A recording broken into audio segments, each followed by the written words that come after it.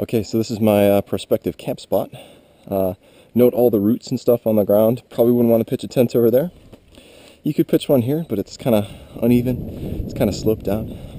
But for a hammock camper, it's just fine. So I could either use those two trees, or those two trees. I'm probably going to use these two to set my gear up. So, and I did lie. I couldn't fit everything into my Maxpedition Sitka, so I used my Osprey instead. It still only takes up about that much space. So if you were doing like an excursion, more than enough space for several days worth of dehydrated food, fuel, water, everything like that. So while it does appear kind of bulky compared to a tent and sleeping bag, it's definitely worth it, as you'll see.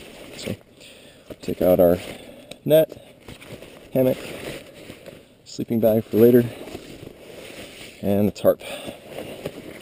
And of course, the sleeping pad down here.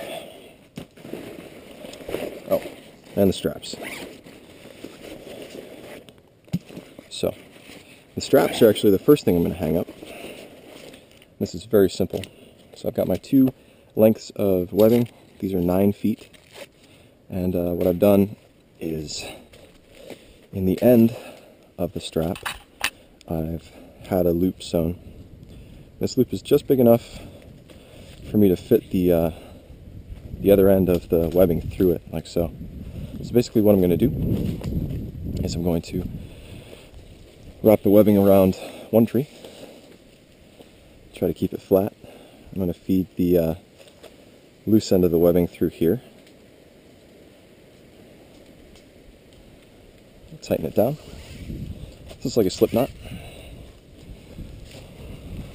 It's worth noting that sometimes it can take considerably more time to set up a hammock properly than it does to take up, set up a tent. But again, it's worth it. So, I might have to adjust the height of that later on. So we're going to take our other webbing, do the same thing on this tree.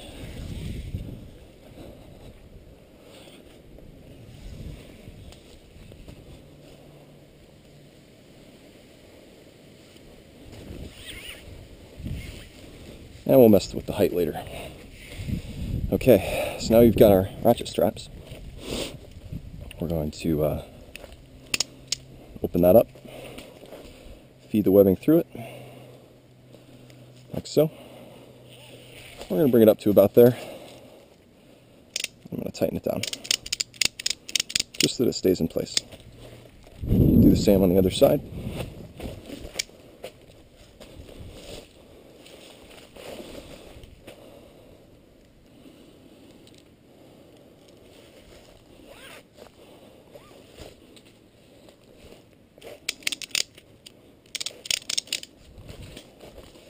Okay, now we're good to set up our hammock.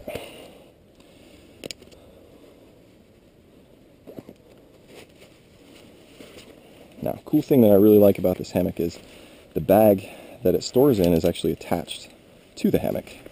So when you're laying down in the hammock, you can put like a snack in it. I keep my Kindle in there when I'm just hanging out up here reading. This does come with some smaller carabiners, but I got these nice Omega ones just because I'm all about quality. So we're going to hang the hammock up, and basically you just clip them onto these D-rings that are attached down there on the webbing. And you'll note that it's kind of low, so I'm going to bring this up here, bring it all the way down. I'm going to bring it up to just about where I want it, and then tighten it to the point where it won't slip. Same thing over here. And again, if you need to adjust later on, it's pretty easy to do. You can either slide the webbing down on the tree or, mess with the tension on this. So bring it to about there. Now, another advantage of these polyester straps is they won't stretch. So if you want to have your hammock, so you're sort of bowed down like that, that's fine. But if you want to have it so you're more flat, you can really stretch this thing out. So it's that simple with the hammock. And like I said, you got this pocket attached right here, so you just grab it like this, you sit down in the hammock, and kick your feet up, that's it. Another reason that I like the double hammock, you know, I have a single hammock that I tried out at first because it's a little bit smaller, takes up a little bit less space, but you don't have as much room to stretch out.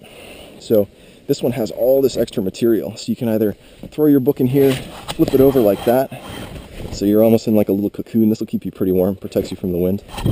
Or, you know, during the night, if you want to stretch out, you can just like kick your legs out like that and sort of relax. You can even lay it like a 45 like this. It's a little flatter. So, you know, whatever you're into, whatever's comfortable. All right, next up, we're going to line up the bug net. So what I've done here with the bug net is pretty neat. I've got these are the carabiners that actually came with my hammock, and this isn't how it's supposed to be set up according to the instructions on the bug net, but this is a really good way to do it, I think. This is supposed to just cinch down on either end of the hammock, as I'll show you, but I've added these carabiners so that it stays cinched down. I watched a review video, said that, you know, the guy said that he didn't like the way this was lined up because through the night, as you put tension on the hammock, this will open up and allow bugs in, right? So these carabiners are sort of to clip onto something so that it doesn't do that, which is great.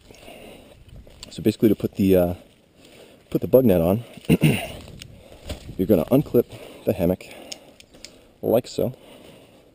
You're going to feed one end of the bug net in. Make sure you're paying attention to what side's up and down, and you know, the bag goes on the bottom, and what side the zipper's on. Right? So I want the zip open into my campsite. So insert one end, get my hand in there. I'm going to feed it through.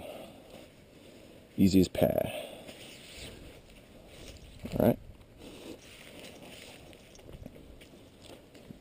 And we're going to just put it in through the other side of the bug net. Loosen that and open it up.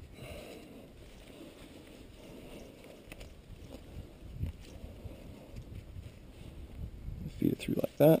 Again, easy. You clip your hammock back up.